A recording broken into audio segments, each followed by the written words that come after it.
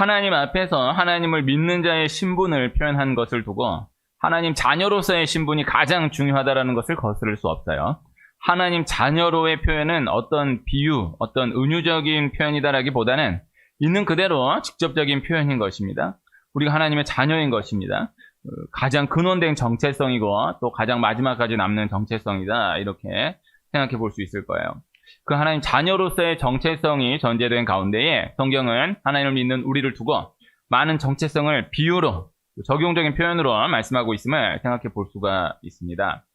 하나님의 종, 청지기, 예수 그리스도의 제자, 신랑 되신 예수님의 신부, 또 조금 더 비유적인 표현으로는 오늘 함께 읽은 말씀 이후에 등장하는 경기하는 자, 운동선수, 농부, 그릇, 성경 전체의 비유, 예수님의 비유로 놓고 보면은 양, 포도나무 가지, 빛, 소금, 또 그렇게 확장하면 참 많은 표현들의 정체성이 있을 거예요.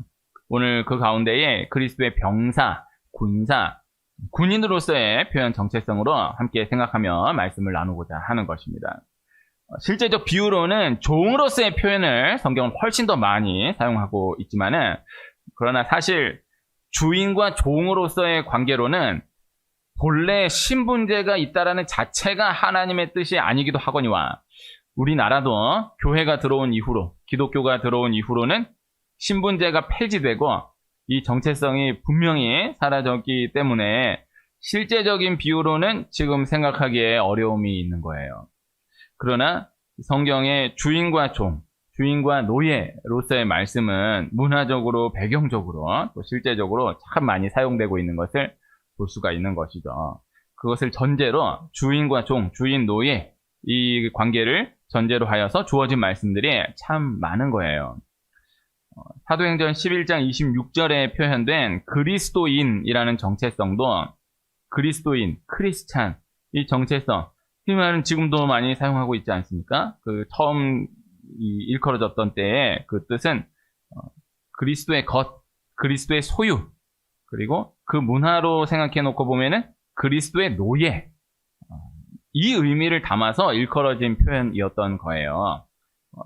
노예가 다 있는 그 가운데서 쟤네들은 그리스도의 노예구나, 이 뜻으로 그리스도인이라는 이 단어가 생겨나고 또 사용되게 되었다라는 것이죠.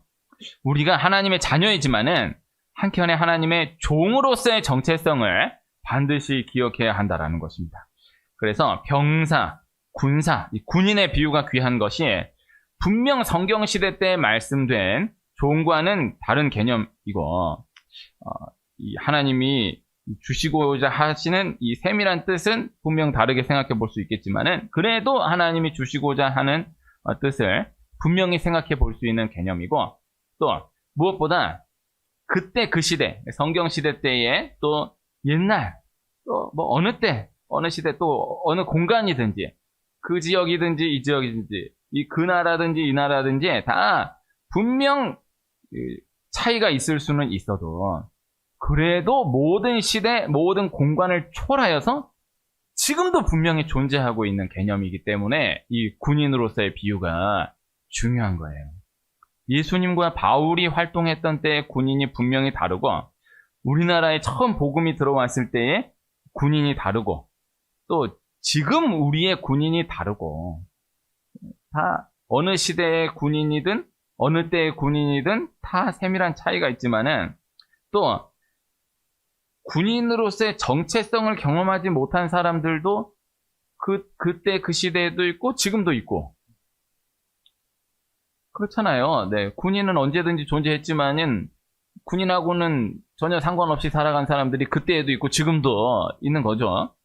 그러나 담겨져 있는, 이해할 수 있는 뜻이 분명히 계속해서 통하고 있는 개념이다, 이렇게 생각해 볼 수가 있다는 것입니다. 그래서 구약 성경에서부터 요한계시록, 창세기부터 요한계시록 전체까지 역사적으로, 비유적으로 이 군인 개념이 계속 되는 것을 볼 수 있어요. 이 관점으로 성경 모든 말씀들이 드문드문 등장하는 것이 아니라 성경 전체가 이 관점으로 쭉 통하는 흐름을 또 분명히 볼 수 있다는 거예요. 우선 전쟁이라는 것이 그때나 지금이나 계속되고 있는 거예요. 이건 상징적인 표현, 비유적인 표현이 아니라 실제 전쟁이 그때나 지금이나 계속되고 있는 것입니다. 지금 이 시대도 우리는 지금 2023년도 대한민국 국민으로서는 전쟁이 이제 완전히 이렇게 피부 체감적으로 있는 시대를 아닌 시대를 감사하게 살아가고 있지만은 그럼 멀지 않습니다. 네. 멀지 않아요. 멀지 않은 곳에서 전쟁이 지금도 계속되고 있고 또 전쟁에 파견되는 군사들이 계속 있는 거예요. 또 언제 전쟁이 일어날지 모르는 거예요. 6.25와 같은 큰 전쟁은 여기 벌써 70년 전이라고 하지만은 그 이후에도 정말 이건 전쟁이다. 이건 뭐 잠깐의 갈등이 아니라 이건 진짜 전쟁이다라고 일컬어지고 규정할 수밖에 없는 일들이 얼마 되지 않습니다. 또 언제 어떻게 일어날지 모릅니다. 계속되고 있는 것입니다. 아브라함이 75세 노인으로 하나님께 부르심을 받았지만은 318명의 군사를 이끌고 그 노인이 실제 전쟁을 또 감당했었던 거예요. 물론 그 아브라함이 데리고 갔던 318명이 정식으로 훈련된 군인들이 아니고 또 아브라함이 참여했던 전쟁이 실제 이제 막 그 군대와 군대로서 정면 승부하면서 그때 그 칼과 창을 휘두르면서 막 이렇게 정말 연장적으로 치러졌던 정식 전쟁이었다라기보다는 이미 큰 전쟁이 있는 그 가운데에 이제 318명을 데리고 그 전쟁에 끼어 들어가서 이제 몰래 조카 롯을 건져온 그런 전쟁이라고 볼 수 있어요. 그래도 그건 전쟁인 거예요. 전쟁에 들어가서 어쨌든 이 몰래 빼온다라고 했지만은 이 갈등이 있었고 또 분명히 승전했다라고 되어 있기 때문에 이 분명히 전쟁을 치렀던 것이고 승리를 했었던 거예요. 이스라엘의 출애굽 여정을 생각해 보면요. 민수기에서 백성을 계수할 때 민수기라는 그 민수가 백성을 계수하다라는 뜻 아닙니까?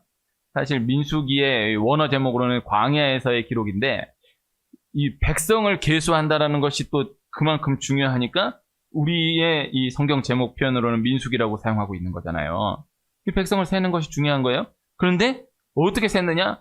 20세 이상으로 능히 전쟁에 나갈 만한 모든 자를 계수하라. 이렇게 명령하시는 거예요. 그래서 이 민수기에서 백성을 세는 것이 그 성경의 모든 세는 이야기들 가운데에 아주 중요한 축을 이루는 말씀인데 전쟁에 나갈 만한 모든 자를 계수하라. 이렇게 말씀이 기록이 되어 있다는 것이죠. 이스라엘 백성들이 출애굽을 하여서 광야에서 가나안 땅 들어가기 전까지 공식적으로 치렀던 전쟁은 아말렉과의 전쟁 한 번뿐이었어요. 그러니까 광야는 전쟁이 없는 곳이에요. 성경에 기록된 출애굽 이후의 광야는 전쟁이 없는 곳이다라고 볼 수도 있지만은 본래 그때 그 시대 문화 가운데에서 광야는 전쟁이 없는 곳이에요. 광야는 너무너무 힘든 곳, 너무너무 이 고난의 이 여정이지만은 그래도 전쟁은 없는 곳이에요. 이것을 또 그렇게 생각해 볼 수 있어요. 우리 고난 가운데에 하나님 전쟁을 또 그렇게 잘 주시지 않습니다. 너무 힘들어 죽을 것 같아도 그것도 그 관점으로는 또 생각해 볼 수 있어요. 그런데 아말렉과의 전쟁이 있다고. 그러니까 아말렉이 얼마나 나쁜 놈들입니까? 아무리 전쟁을 해도 광야에서는 전쟁 안 한다고요. 네? 이렇게 등산할 때에 이렇게 나쁘고 막 밉고 막 이런 사람이 있어도 뭐 위험할 때 있으면 이렇게 손잡아주고 건져주고 전혀 생판 모르는 사람도 이렇게 괜찮으세요? 이게 이렇다고요. 근데 아말렉은 그 그린 데서 이제 밀어 죽여버리는 이런 악랄한 놈들인 거예요. 근데 어쨌든 그 광야에서는 전쟁이 한 번밖에 없어요. 아말렉과의 전쟁밖에 없어요. 그래도 분명히 이스라엘의 출애굽 이후에 광야에서의 그 행진 40년 동안의 행진은 백성이 이동했다라고 규정하지 않고 군인으로서의 정체성을 가지고 행군했던 행진이다. 이렇게 규정하고 있다라는 것입니다. 이 원리가 중요한 거. 그리고 가나안 땅에 들어가서는 뭐 말할 것도 없이 여리고성 전쟁을 시작으로 해서 15년 동안 여호수아와 함께 많은 전쟁들을 모든 전쟁들을 다 치러내 승리하여서 가나안 땅을 자기 기업으로 얻어낼 수 있었다라는 것이죠. 여호수아는 군인이에요. 또 갈렙도 말할 것 없는 군인이에요. 그리고 모세도 그 정체성으로 놓고 보면 광야에서의 전쟁은 아말렉과의 전쟁이 유일하다라고 규정하지만 가나안 땅을 앞둔 가운데에서의 전쟁들은 모세가 치렀어요. 그러니까 가나안의 전쟁은 아니에요. 그 루벤, 갓, 므낫세 반 지파가 차지하게 된 요단 동편에서의 전쟁은 요단 동편이에요. 그러니까 하나님이 약속하신 가나안 땅에서의 전쟁은 아니에요. 그러나 가나안 땅을 열어준 전쟁이에요. 그리고 결과적으로는 어쨌든 그 요단 동편이 이 이스라엘 백성들에게 기업으로 주어진 것이 사실이기 때문에 그곳에서의 전쟁도 가나안 땅의 전쟁으로 분리하는 거예요. 이게 중요한 거예요. 그래서 사실 아직 광야예요. 아직 광야지만은 요단 동편에서의 전쟁은 실제적으로는 가나안의 전쟁으로 규정합니다. 근데 그 전쟁을 누가 치렀느냐? 모세가 치른 거예요. 120세 된 노인 모세가 치른 거예요. 그러니까 가나안 땅의 전쟁을 열어준 거예요. 그 요단 동편에서의 전쟁이 중요해요. 모세는 그때 그 전쟁을 치른 분명한 군인으로서의 신분을 가지고 있었다. 이것을 함께 생각해 볼 수 있다는 거죠. 다윗도 군인이고, 그 이후에 모든 왕들, 아사, 여호사밧, 히스기야, 요시야 다 실제 왕이었지만은 군인 신분으로서 전쟁을 치렀던 거예요. 모든 나라 제도 역시 군인 제도를 근간으로 하여서 이어졌던 것이고, 지금도 그 관점으로 이해해 볼 수 있다는 거예요. 이 원리가 지금 이 시대에도 계속되고 있다는 것입니다. 영적으로도 물론이거니와 실제적으로도 이 원리는 계속되고 있다는 것입니다. 예수님이 믿음을 칭찬했던 사람들이 그렇게 많지 않습니다. 예수님이 칭찬한 것은 다 믿음으로 인해서 그 믿음을 보시고 칭찬한 것인데, 다른 것을 칭찬한 것이 아닌데, 예수님이 이 믿음을 칭찬한 이야기를 꼽아보면은 또 그렇게 많지 않아요. 그 가운데 이스라엘 중에서도 이만한 믿음을 만나보지 못하였다라고 정말로 예수님이 놀랍게 여겨서 칭찬한 믿음의 사람이 있는데 백부장이었던 거예요. 이 백부장도 군대 용어예요. 그 100명. 꼭 맞아 떨어지는 비유는 아니지만은 보통 중대가 100여 명 돼요. 그러니까 백부장, 그 100여 명을 다스리는 부장이니까 중대장급 되는 군인으로 보는 거예요. 이게 이제 규모가 다르니까 오만한 건 아닌데 지금의 비유로 놓고 보면 어쨌든 군인 신분이다라는 거예요. 그 백부장의 그 예수님께 칭찬을 받았던 그 이유의 근거가 그가 근거했던 군인의 질서였다라는 것이죠. 그것이 예수님의 칭찬의 이유였다라는 거예요. 백부장이 예수님께 자신도 군대에 속한 사람이기 때문에 이더러 가라 하면 가고 저더러 오라 하면 오는데 예수님이 말씀만 하시면 내 하인이 나을 줄로 믿습니다. 이렇게 고백하는 거예요. 너무나 순수하게 확신을 가지고 고백하는 거예요. 이것이 이제 그가 속한 곳의 이해를 근거로, 그가 속한 군대라는 곳의 그 문화를 근거로 해서 고백했던 것이었지만은 그의 편에서 생각하면은 이 백부장은 그의 세계에서 예수님을 완전한 대장으로 인식하고 있는 거예요. 그 군대 그 문화로 생각했을 때 예수님이 진짜 대장이다. 예수님이 진짜 대빵이다. 이 인식을 가지고 고백한 거예요. 예수님이 군인은 아니지만 예수님이 그 사람의 그 세계 가운데에서의 그 믿음의 고백을 보시고 너무 놀라시고 감탄하신 거예요. 백부장의 그 믿음이 귀한 것입니다. 하나님을 왕으로 표현하고 예수님을 왕 중에 왕으로 표현한 말씀들이 성경에 참으로 가득가득한데 하나님 최고이시다. 이게 뭐 예수님이 최고 중에 최고이시다. 이런 표현도 맞지만은 이거 사실 이 군대 문화로 이해해야 이것을 분명히 바로 이해할 수 있거든요. 왕이시다. 그리고 또 왕 중에 왕이시다. 다 왕으로 인정해 주겠다 이거예요.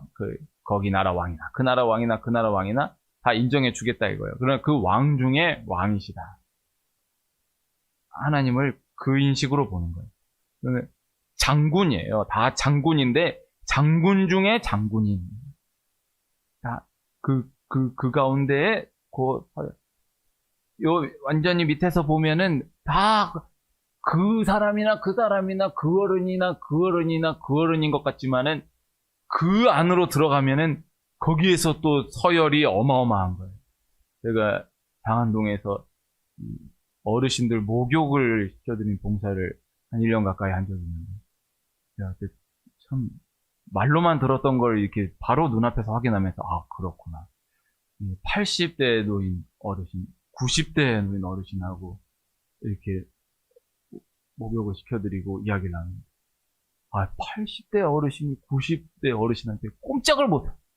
야, 이 자식, 왜 알았어? 뭐 이러는데, 그게 뭐 많이 들었던 얘기지만은, 거기서는 그 서열이 어마어마한 거예요. 그 사이는 이게 어르신들 모임에 70대는 가면은 큰일 나요. 완전히 재롱부려야 되고 아무것도 못하시.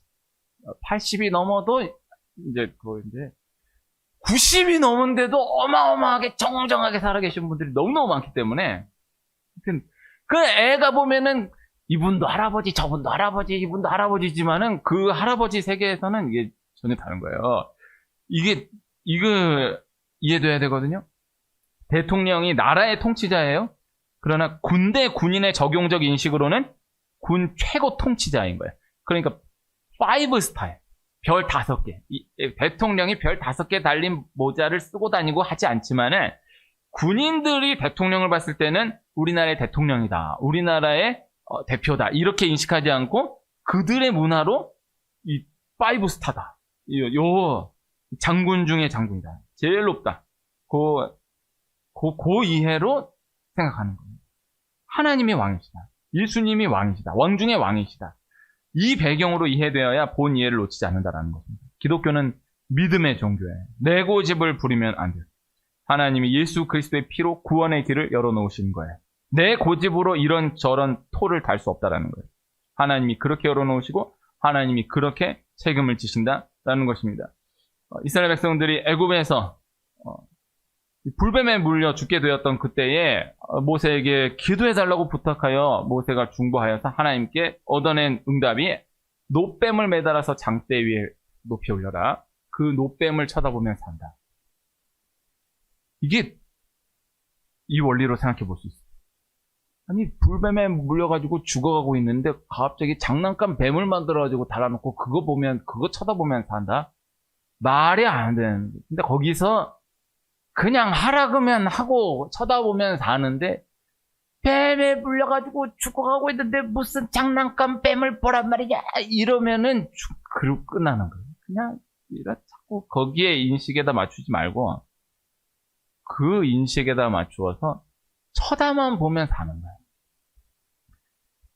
그 군대는 그 문화로 이해돼야 돼요.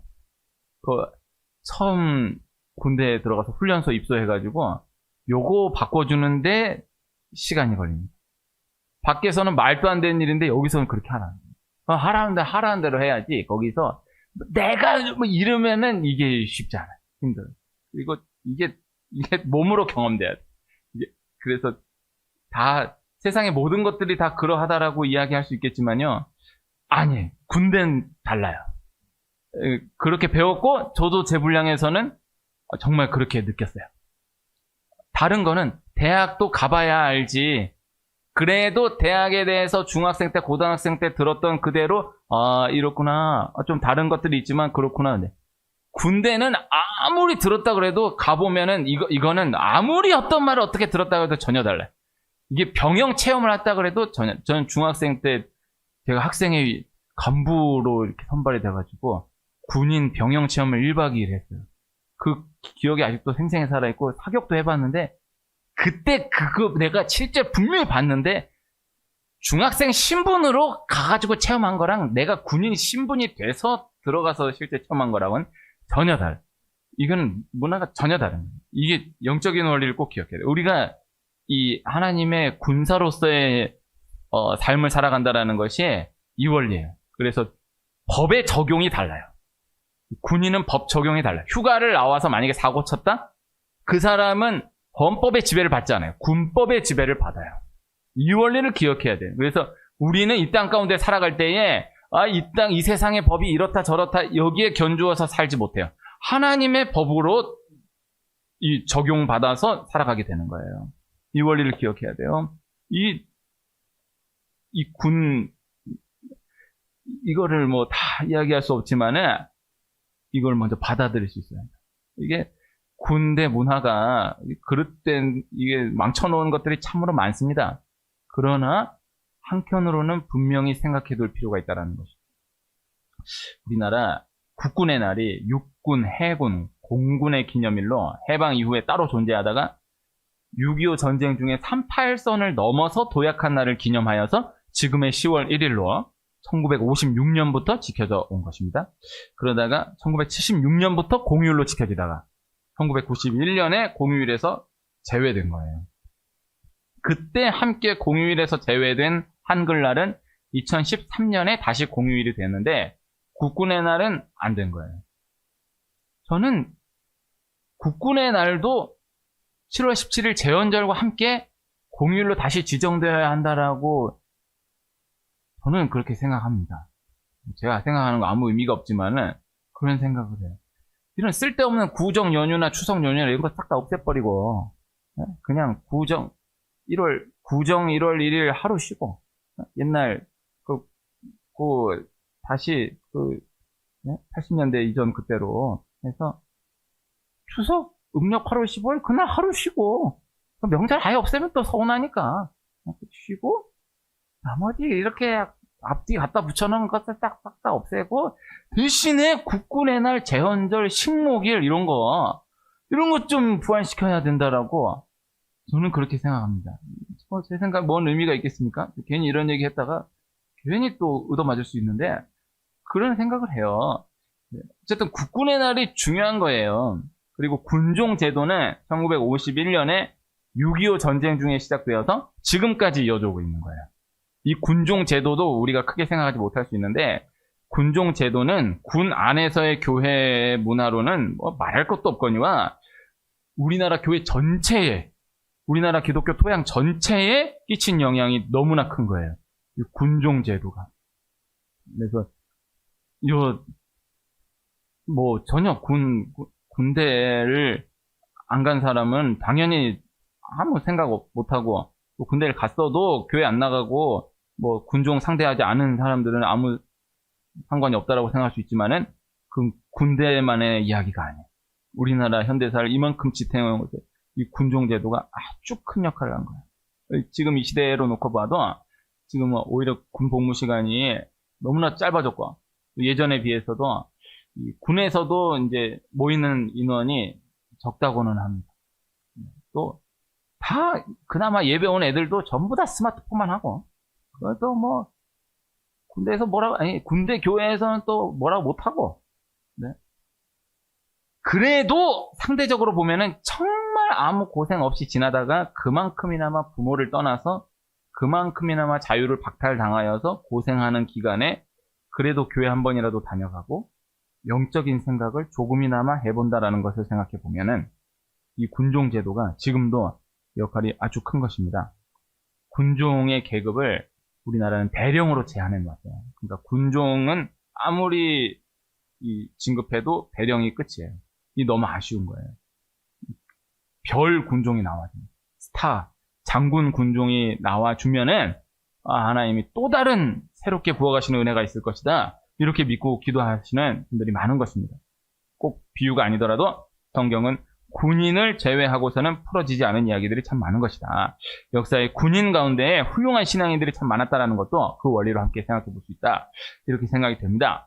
군인은 간단합니다. 단순합니다. 그저 복종하는 것입니다. 그저 순종하는 것입니다. 자기 생각이 없는 것입니다. 그리고 또 자기 책임이 없는 거예요. 처음 말씀 열었을 때 이 종으로서의 비유와 같이 통하는 거예요. 종은 그냥 복종하는 거예요. 순종하는 거예요. 종이라는 그 제도 자체는 잘못됐지만은 그 문화 배경으로 해서 주시는 말씀들이 너무나 많은 거예요. 그냥 순종하는 거예요. 그냥 복종하는 거예요. 내 생각 자체가 없는 거예요. 그리고 자기 책임이 없는 거예요. 우리가 이 원리로 살아가야 돼. 하나님 앞에 내가 하나님의 그리스도의 군사다. 종이다. 이 신분인데 종은 지금 너무 먼 개념이 돼버렸으니까 군사다라고 하면은 그냥 복종하는 거예요. 내 생각이 없어. 그리고 내 책임이 없어요. 그래서 어떻게 합니까? 막 염려, 걱정, 근심을 달고 사는 사람은 그건 하나님의 군사가 아니에요. 이등병은 아무 걱정, 근심이 없어요. 그냥 지 빨리 제대하고 싶다, 휴가 가고 싶다, 그런 걱정이지, 군대를 지가 뭐라고 이런 거 없어요. 그냥 그 자체가 잘못돼요. 그냥 알겠습니다. 예, 알겠습니다. 우리가 하나님 앞에 한켠에 이 정체성을 기억할 수 있어요. 이거 어떻게 되면 이거 어떡하지? 그렇죠. 하나님 말씀하신 것이 분명하다. 그럼 내 책임이 없는 거예요. 내 생각이 없는, 내가 생각했을 때 이게 아닌 것. 그렇지 않아요. 자꾸 하나님 분명한 말씀에다가 내 생각을 이렇게 얹고 저렇게 얹고 이렇게 빼고 저렇게 빼려고 하면 안 돼. 그대로 진행해 나가는 것입니다. 그리고 항상 준비되어 있어야 되는 거예요. 그래서 하나님 말씀하시면 이런저런 자기 생각 없이 그저 그대로 순종하며 나아가는 것이다. 하나님 어떠한 말씀을 주실 때에 하나하나 납득을 시켜가시면서 말씀을 주시지를 않는 것입니다. 그저 말씀만 하시는 것입니다. 군대에서 하나하나 다 말씀 내려올 때 이거는 이러하니까 이렇게 한다. 양해를 바란다. 이런 거 없어요. 그냥 하는 거예요. 성경의 모든 말씀들이 이렇게 이야기 나누기가 참 이제 어려운 시대가 됐지만은 다 문법으로 봤을 때 명령이 다 줄을 이룹니다. 하나님이 어떤 제안하시고 협상하시고 대화하시고 소통하시고 그런 거 없어요. 그냥 하나님 다 명령해. 이 시대가 우리 하나님 너무 좋으신 하나님이신 건 분명하니까 아버지 되신 하나님인데 이 아버지 되신 하나님도 사실 그 뜻이 또 없지 않지만은 지금 이 시대의 아버지로 보기에는 조금 문화적으로는 약간 아슬아슬하게 좀 어려움입니다. 요새 아버지들은 애들한테 꼼짝 못합니다. 네.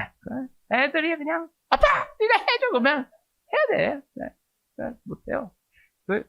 그러나 이삭과 에서 야곱의 관계로 좀 볼 수가 있어요. 에서는 에서는 이삭에게 인정받았잖아요. 야곱은 어머니가 사랑했다라고 했는데 그 뜻은 아버지 이삭에게 인정받지 못했다라는 뜻이거든요.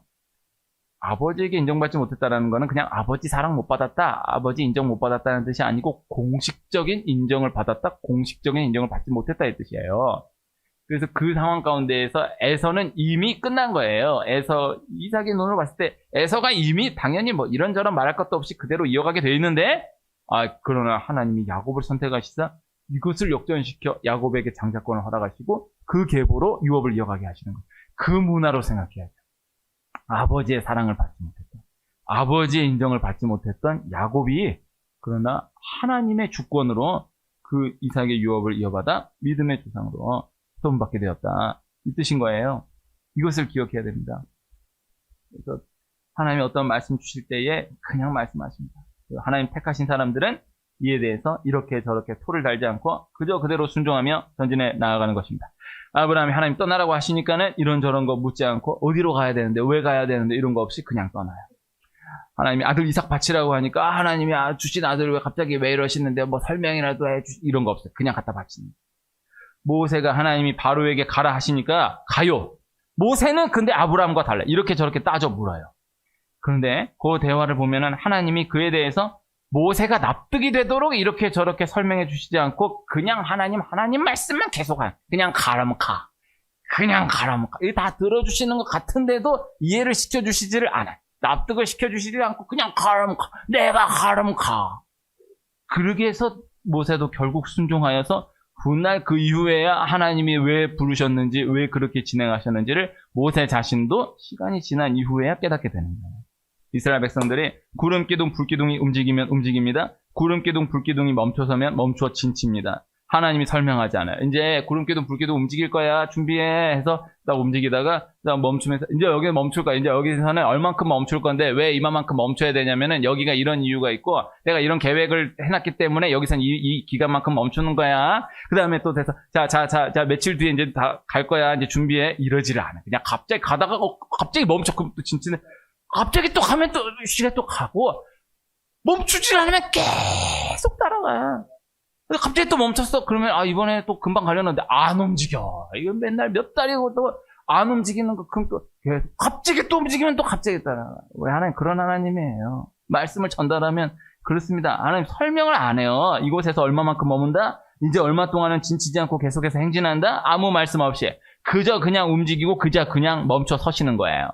이스라엘이 군인으로서 순종함으로 움직이고 멈춰섰다라는 것을 기억해야 하는 것입니다. 다윗이 하나님이 블레셋을 치라 하시니까 블레셋을 치고 아말렉을 치라고 하시니까 아말렉을 치는 거예요. 헤브론으로 올라가라고 하니까 헤브론으로 올라가고 이제는 예루살렘으로 올라가라고 하니까 그제서야 예루살렘으로 올라가는 거예요. 오늘 말씀에서 바울이 자신은 군인으로 여기까지 움직였다라는 것을 고백하는 거예요. 그리고 디모데에게 너도 군인으로서 그리스도의 병사로서 군인으로서 이 사명을 이어가라 권면하고 있는 것입니다. 병사로 복무하는 자는 자기 생활에 얽매이는 자가 없다. 병사로 모집한 자를 기쁘게 하려 함이라. 이렇게 말씀을 전하고 있어요. 자기 생각이 없는 거예요. 자기 걱정이 없는 거예요. 그저 명령에 복종하는 것뿐이에요. 믿음으로 복종하는 것뿐이에요. 내 생각으로는 아닌 것 같아도 말씀은 분명하다라고 한다면 그저 순종함으로 나아가는 것입니다. 반드시 돌아보면 그 이유가 납득이 되는 그때가 오는 거예요. 바울이 여정 가운데에 다 돌아보니 디모데후서는 바울의 유언으로서의 서신이에요. 그 모든 여정을 돌아보니 자기 뜻대로 움직여진 것이 하나도 없는 거예요.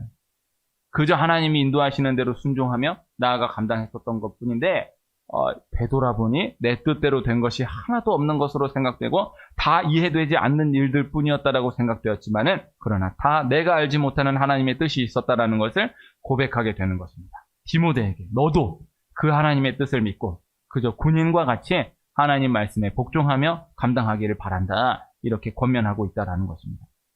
군대가 다 그 하나하나를 설명하고 설득하여서 명령을 하지 않습니다. 그러나 다 알고 있습니다.